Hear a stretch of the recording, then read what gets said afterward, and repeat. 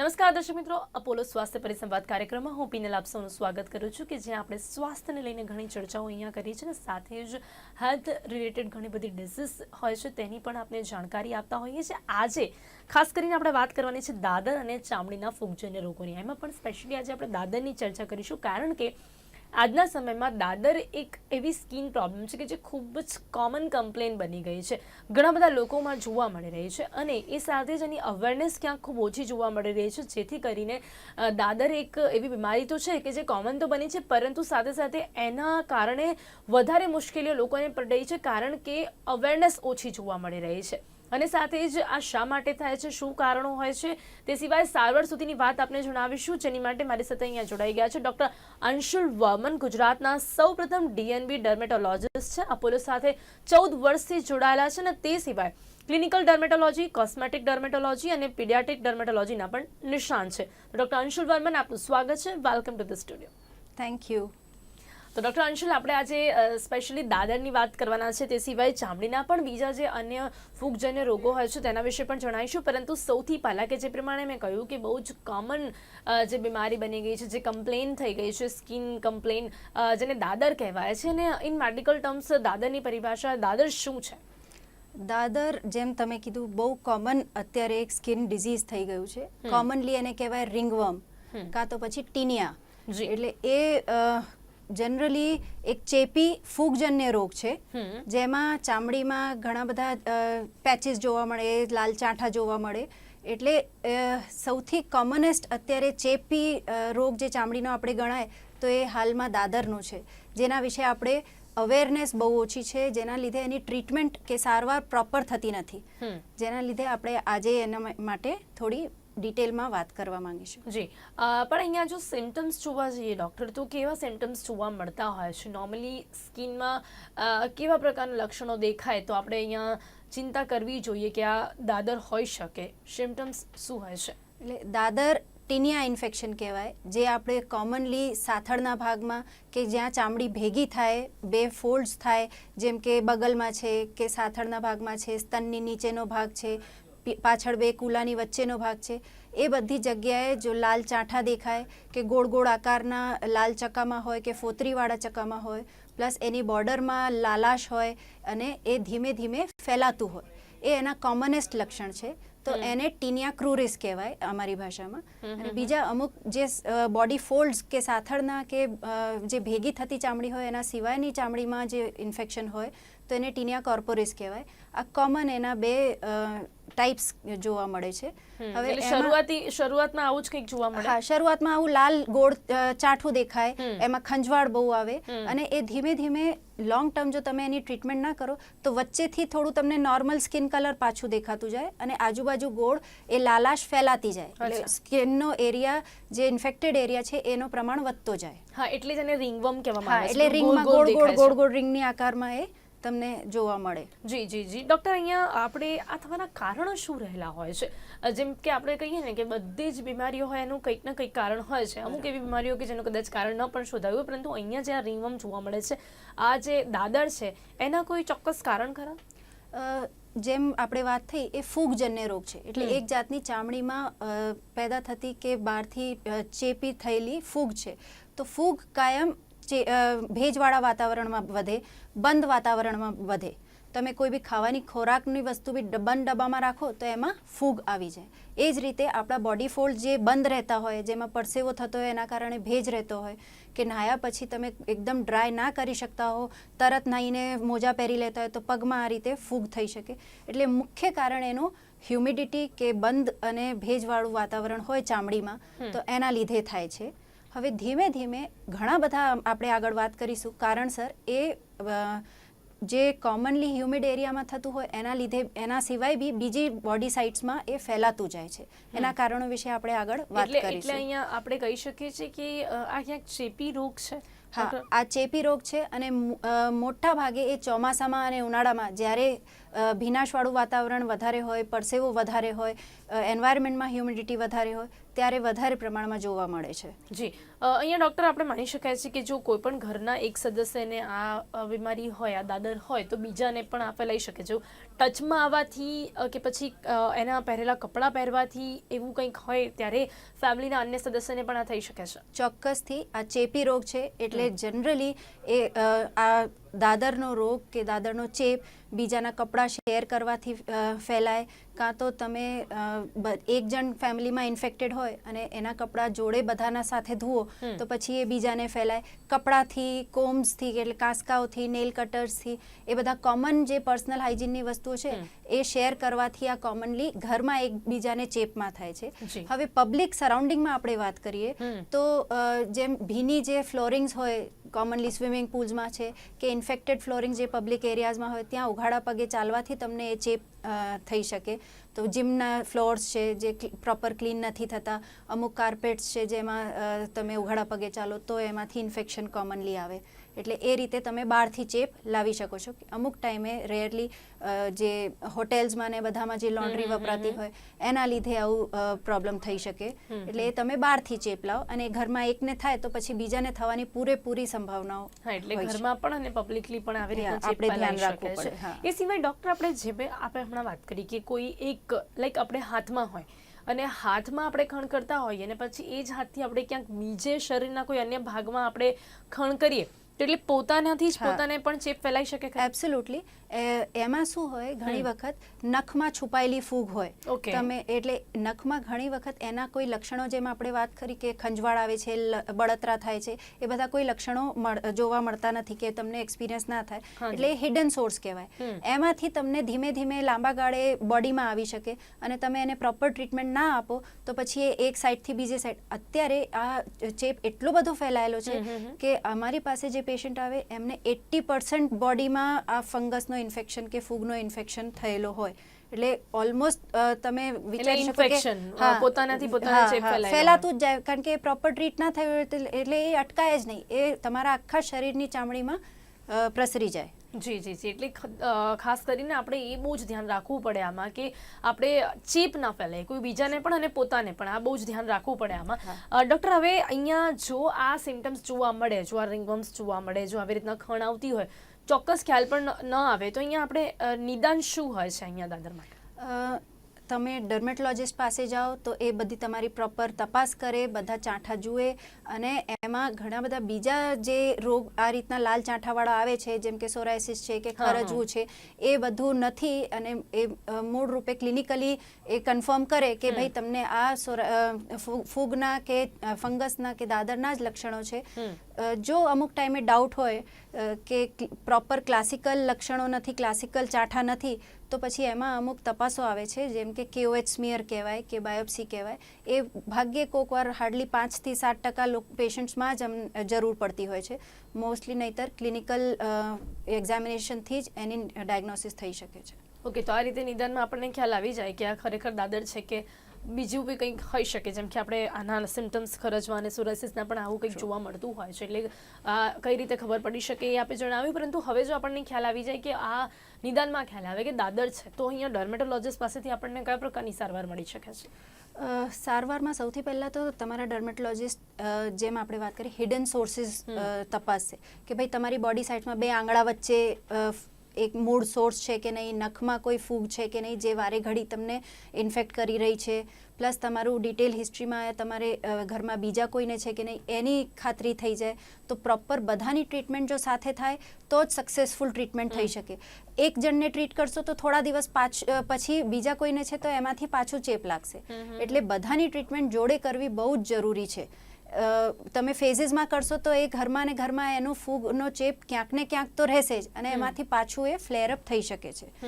Plus એ lifestyle changes અમુક તમારા doctor જે છે એ તમને સમજાવે કે જેમ કે ચામડીને બિલકુલ સૂકી રાખવી જોઈએ, નહાયા પછી એકદમ કોરું રાખવું જોઈએ શરીર, પછી જ કપડાં પહેરવાના.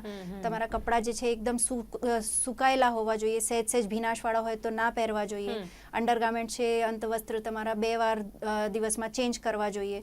તમારી લાઈફસ્ટાઈલ એવી હોય કે બહુ પરસેવો થતો હોય તો દિવસમાં 2 વાર નહાવું જોઈએ, પણ એના પછી કોરું કરવું બહુ જ અગત્યનું છે. એટલે આ નોર્મલી ટિપ્સ છે કે જે ધ્યાન રાખવું જોઈએ જો આવું કંઈ હોય તો. ડૉક્ટર, હવે જો કદાચ આવું કંઈક જોવા મળે અને આપણે ક્રીમ લગાડીએ અને ક્રીમ લગાડવાથી આ મટી જતું હોય તો પછી આપણે આગળ કંઈક વિચારવું જોઈએ આમાં, કે પછી છતાં પણ આપણે ડર્મેટોલોજિસ્ટને એકવાર બતાવવું જોઈએ? અત્યારે માર્કેટમાં કે મેડિકલ સ્ટોર પર જઈને તમે દાદરની ટ્યુબ માંગો તો કોઈ ના કોઈ તો તમને સલાહ મળશે જ, કે આજુબાજુ તમારા ઓળખાણમાં બી કોઈ ના કોઈ તમને એડવાઇસ આપી શકે, તમારા જનરલ પ્રેક્ટિશનર્સ આપી શકે. પણ આજની ડેટમાં જનરલી પ્રોબ્લેમ શું થઈ રહ્યું છે, ડ્રગ રેઝિસ્ટન્સનું અને ફંગલ ઇન્ફેક્શન જે ફૂગ છે એ બહુ પ્રસરી રહી છે, બહુ ફેલાઈ રહી છે. એટલે ખાલી ટ્યુબથી મૂળમાંથી જતી નથી. તમને થોડા દિવસ એ દબાઈ જાય, લાલાશ ઓછી થઈ જાય, ખંજવાળ ઓછી થઈ જાય, પણ થોડા દિવસમાં જેમ તમે ટ્યુબો બંધ કરો એ પાછું આવે. એટલે ડર્મેટોલોજિસ્ટ પાસે પ્રોપર ટ્રીટમેન્ટ, એનું પ્રોપર કોર્સ જે લાંબા ગાળાનો હોય, 3 થી 4 મહિનાનો કે 6 મહિનાનો, કે જે તમારું ડૉક્ટર તમને સલાહ આપે એ પ્રમાણે આખું પૂરું કરવું બહુ જ જરૂરી છે. ઘણી બધી ક્રીમ્સ છે એ કોમ્બિનેશન ક્રીમ્સ આવે જે અત્યારે મોટાભાગે બેન થઈ ગઈ છે. સ્ટીરોઇડવાળી ક્રીમો આવે જેનાથી એ ટેમ્પરરી બધું દબાઈ જાય અને પાછું ઉથલો મારે ત્યારે વધતું ફેલાય. અને પ્લસ અમુક જે કોમન સાઇટ્સ ના હોય, જેમ કે ફેસ છે, કાન છે, ગળાનો ભાગ છે, જે ખુલ્લા ભાગમાં પવન લાગે, ડ્રાય રહેતો હોય બોડી એરિયા, તો બી એમાં ફંગસ તમને જોવા મળે. કારણ કે એ ટ્રીટમેન્ટથી ટેમ્પરરી દબાયેલી જે છે એ પાછો ઉથલો મારીને વધે છે. એ બધું તમારે ધ્યાન રાખવું જોઈએ. એટલે એક વખત તો બતાવી જ દેવું જોઈએ જો આપણે પણ પોતે જાતે કંઈક ક્રીમ લગાડવી હોય. કારણ કે નોર્મલી શું હોય કે આવું કંઈક જોવા મળે, કંઈક ખણ આવે તો ઘણા બધા લોકો આપણને એડવાઇસ આપે. મેડિકલ સ્ટોર પર પણ આપણે કહીએ તો આપણને કંઈક ને કંઈક ટ્યુબ મળી જાય ને એનાથી ફેર પણ પડી જાય. પણ તો પણ એક વખત આપણે ડર્મેટોલોજિસ્ટને બતાવી દેવું જોઈએ, આગળ જઈને આપણને કંઈક વધારે પ્રોબ્લેમ ના થાય એની માટે. ડૉક્ટર, હવે અહીંયા ટ્રીટમેન્ટ ચાલતી હોય, જો આપણે ડર્મેટોલોજિસ્ટ પાસેથી ટ્રીટમેન્ટ લેતા હોઈએ એ દરમિયાન આપણે શું કાળજી રાખવી છે ડ્યુરિંગ ધ ટ્રીટમેન્ટ, જો ટ્રીટમેન્ટ ચાલુ હોય ને ત્યારે? એટલે પ્રોપર કોર્સ પૂરો કરવો સૌથી પહેલી વસ્તુ. સેલ્ફ મેડિકેશન કે કોઈ બી આ સ્ટીરોઇડવાળી કે કોમ્બિનેશન ક્રીમ્સ ના લગાડવી એ સૌથી અગત્યની વસ્તુ છે. પ્લસ લાઇફસ્ટાઇલ ચેન્જીસ મેં જેમ આપણે વાત કરી કે પગ એકદમ કોરા રાખવાના, આંગળાને વચ્ચેનો ભાગ એકદમ સૂકું કરી દેવાનું નહાયા પછી, અને તમે જે બી પુલમાં કે જીમમાં જતા હો તો બધું ફૂટવેર કંઈ પહેરીને જ જવાનું. તમારા જે ફૂટવેર છે એ ક્લોઝ, બહુ લાંબા ટાઈમ માટે બહુ નેરો શૂઝ ને એવું ના હોય એ ધ્યાન રાખવાનું. બને ત્યાં સુધી સેન્ડલને ઓપન પહેરવાના, અંડરગાર્મેન્ટ્સને બધું ચેન્જ કરતા રહેવાનું. એ બધું તમારું જે પર્સનલ હાઇજીનનું જે છે, તમારે સ્કિન ડ્રાય રાખવી, કપડાં કોઈની સાથે શેર ન કરવા, એનાથી તમારી ટ્રીટમેન્ટમાં બહુ સારો રિઝલ્ટ મળશે અને સક્સેસફુલ ટ્રીટમેન્ટના ચાન્સીસ બહુ જ વધી શકે છે. તમારું મૂળમાંથી મટી શકે એવો રોગ છે.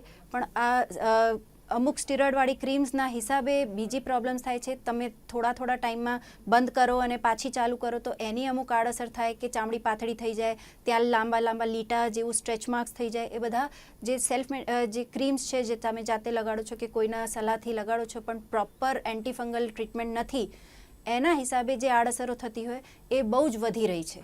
એટલે એ બધું અટકાઈને આપણે પ્રોપર ડાયરેક્શન વાઇઝ ટ્રીટમેન્ટ કરી અને સફિશિયન્ટ ડ્યુરેશન માટે કરીએ તો આ રોગ પૂરેપૂરું મટી શકે અને ક્યોર થઈ શકે એમ છે. જી ડૉક્ટર, શું તે કદાચ આપણે આમાં એ કહી જ શકીએ છીએ કે શું ન કરાય ડ્યુરિંગ ધ ટ્રીટમેન્ટ, એટલે કે આ પ્રકારની કોઈ ટ્યુબ્સ ન યુઝ કરવી કદાચ આમાં આવી જાય છે, કે હજી કંઈ ખાસ એવી કોઈ બાબત છે કે શું ડ્યુરિંગ ધ ટ્રીટમેન્ટ એવી કોઈ વાત કે જે આપ સ્પેશિયલી કહેતા હો કે જ્યારે ટ્રીટમેન્ટ ચાલી રહી હોય ત્યારે આ વસ્તુ ન કરવી, કદાચ કંઈ ખાવા પીવામાં ધ્યાન રાખવું એવું તો કંઈ નહીં જ આવતું હોય? હા, એવું બહુ નથી. ખાલી તમારે હેલ્ધી ખાવાનું, જેનાથી તમારી જે દવાઓ છે એ પ્રોપર તમને સધે અને એની બીજી તકલીફો ના થાય, તમારી ઇમ્યુનિટી સારી રહે, તો તમારે જે બી ઇન્ફેક્શન છે એ જલ્દી ક્યોર થાય. તમારે ખાસ જે દવાઓ બીજા રોગની કોઈ ચાલતી હોય, જેમ કે ડાયાબિટીસ છે કે હાઈ બ્લડ પ્રેશર છે, એ બધી દવાઓ સાથે આ દવાઓ મેચ થાય છે કે નહીં એ બહુ અગત્યનું છે. નહીં તો તો એ તમારે ખાસ જાણ કરવી સારી. એનાથી તમારે જે રોગ પ્રતિકારક શક્તિ ઓછી થતી હોય એ બધા કન્ડિશન્સમાં આપણે ખાસ ધ્યાન રાખવું પડે. ઓકે, એની દવાઓની બીજી અન્ય જે દવાઓ ચાલતી હોય એની સાથે કોમ્બિનેશન કરીને જ દવાઓ આપવામાં આવતી હોય ને એટલે જ આપણે ડૉક્ટર પાસેથી સલાહ લેવી જરૂરી હોય. ડૉક્ટર, હવે અહીંયા કદાચ જો સારવાર વચ્ચે છૂટી છે કાં તો નોર્મલી છૂટી જાય, કાં તો કહી શકીએ કે લોકોને થોડી સારવાર કરે એટલે લોકોને રાહત મળે એટલે પછી એ લોકો વિચારી લે કે ના હવે તો આપણે કરી લઈશું, કાં તો કોઈ પણ ટ્યુબ લગાવી લઈશું. તો એવામાં આગળ શું તકલીફ થઈ શકે છે ને, જો અધવચ્ચે સારવાર છૂટી જાય તો આપણે શું કરવું જોઈએ? સૌથી પહેલાં તમે ડર્મેટોલોજિસ્ટ પાસે જાઓ તો એ સૌથી પહેલી તમારી ઇન્સ્ટ્રક્શન એ જ હશે કે કોર્સ તમારે પૂરો કરવો બહુ જ જરૂરી છે. જેમ આપણે એન્ટીબાયોટિક્સમાં જોઈએ છે કે દવાઓ અસર કરતી નથી, ડ્રગ રેઝિસ્ટન્સ આવી રહ્યું છે, એ જ રીતે ફંગસમાં બી એન્ટીફંગલ ટ્રીટમેન્ટ જેમ કે ટર્બિનાફિન છે, ફ્લુકોનોઝોલ છે, આઇટ્રાકોનોઝોલ છે, આવી અમુક મેજર મેડિકેશન્સ જે છે એ બહુ જલ્દી હવે અસર કરતી નથી. તો એટલે એનો લાંબો ગાળો તમારો થઈ જાય ટ્રીટમેન્ટનો તો એ તમારે ધીરજ રાખીને પૂરું કરવું સૌથી જરૂરી છે. અને જો અધવચ્ચે છૂટી જાય તો તમારા ડૉક્ટરને તમે પહેલેથી જાણ કરો કે તમારા ડૉક્ટર તમને મહિના પછી બોલાવે છે અને મહિના પછી તમે જઈ શકો એમ નથી, તો તમે પહેલેથી એમને જણાવો કે તો તમારો ડૉક્ટર તમને કાં તો લાંબી ટ્રીટમેન્ટ લખી આપશે, કાં તો એ રીતે તમારું પર્સનલાઇઝ કે ઇન્ડિવિજ્યુઅલાઇઝ ટ્રીટમેન્ટમાં વચ્ચે છૂટે નહીં.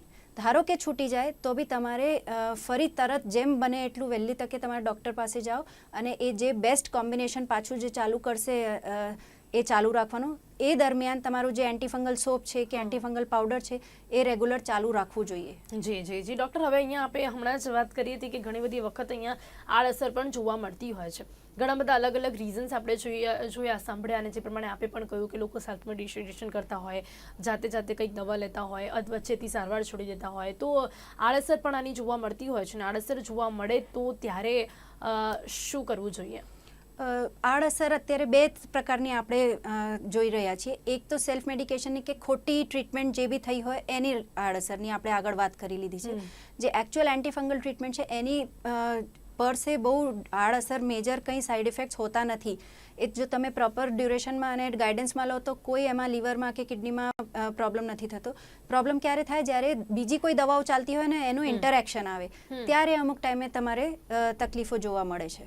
જી એટલે અહીંયા વધારે કોઈ આડઅસર એવી જોવા મળતી નથી. હવે જે પ્રમાણે આપે કહ્યું કે સારવાર જે પૂર્ણ કરવી, કોર્સ કમ્પ્લીટ કરવું, એ કેટલું જરૂરી, આપ એની માટે શું કહેવા માંગશો? કમ્પ્લીટ કરવા માટે આપણે બે બેનિફિટ છે. એક તો આપણું કોર્સ જે પૂરું થાય તો આપણું જે ચેપ છે એ મૂળમાંથી મટે છે. આપણે કમ્યુનિટીમાં જે બીજું ફેલાઈ રહ્યું છે દાદર એ અટકાઈ રહ્યા છીએ. પ્લસ આપણે મિનિમમ ડ્યુરેશનમાં એક જ કોર્સમાં આખું ચેપ મટાડી રહ્યા છીએ. એટલે આપણે વારે ઘડી જે રિપીટેડ કોર્સ લઈને જે આપણે દવાઓનું સાઇડ ઇફેક્ટ થાય કે એક વખત એ કોર્સ લીધો, ઘરમાં બીજા કોઈને છે તો તમે એ જ દવાઓ ડૉક્ટરને બતાવ્યા વગર કે ના તું લઈ લે, તો એમાં જે પ્રોબ્લેમ્સ થાય છે એ બધું આપણે અટકાવી શકીએ. જી ચોક્કસથી. તો આ તો આપણે અહીંયા દાદરની તો વાત કરી, પરંતુ હવે અહીંયા થોડુંક જે બીજા દાદર સિવાયના ચામડીના બીજા જે અન્ય રોગો જોવા મળતા હોય છે, તો કયા પ્રકારના ફૂગજન્ય રોગો કોમનલી જોવા મળતા હોય છે?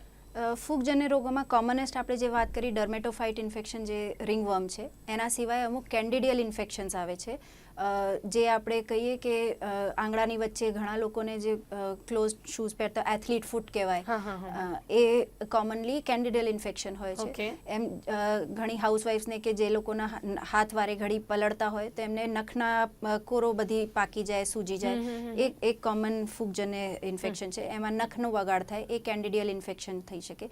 જે આપણે કરોડિયા કહીએ, એ કરોડિયા એક જાતનું ફૂગજન્ય ઇન્ફેક્શન છે. એ ટીનિયા વર્સિક્યુલર, એ બીજા ટાઈપનું ફંગસ થાય એના લીધે થાય છે. આ કોમન બધા ચામડીમાં ઉપરની પડોમાં એટલે સુપરફિશિયલ ફંગલ ઇન્ફેક્શન્સની કેટેગરીમાં આવે. આપણે બહુ કોમનલી જોતા હોઈએ અને એ પ્રોપર ગાઈડન્સ સાથે ટ્રીટેબલ છે, ક્યોરેબલ છે. જી ડૉક્ટર, આપણે અહીંયા ખાસ કરીને દાદર અને ફૂગજન્ય જે રોગોની વાત કરીએ, એના સિવાય કયા પ્રકારના દર્દીઓને આપ ડીલ કરતા હો છો? ઇન્ફેક્શન્સમાં આપણે કોમનેસ્ટ અત્યારે ફંગલ દાદરનું છે. સાથે બીજા ઇન્ફેક્શનમાં આપણે મસા કહીએ ચામડીના, એ કોમનલી હોય. અને બેક્ટેરિયલ ઇન્ફેક્શનમાં આપણે જે ગુમડા થતા હોય, ફોડા અને એબ્સેસિસ થતા હોય પરુવાળું, એ જોવા મળે. પછી બીજી અમુક જે કોમન પબ્લિકમાં છે, હેરફોલની ટ્રીટમેન્ટ્સ આપણે બહુ કોમનલી પેશન્ટ્સ માંગતા હોય, હેર લોસની ટ્રીટમેન્ટ્સ. ખીલ છે, ખીલના ખાડા છે, ડાઘા છે, ફેસના કાળા ડાઘા છે, આ કોમન ટ્રીટમેન્ટ્સ કહેવાય. જેમાં આપણે ગ્લોની ટ્રીટમેન્ટ્સ હોય, કોસ્મેટિક ટ્રીટમેન્ટ્સ અમુક હોય, હેર રિમૂવલની ટ્રીટમેન્ટ્સ હોય.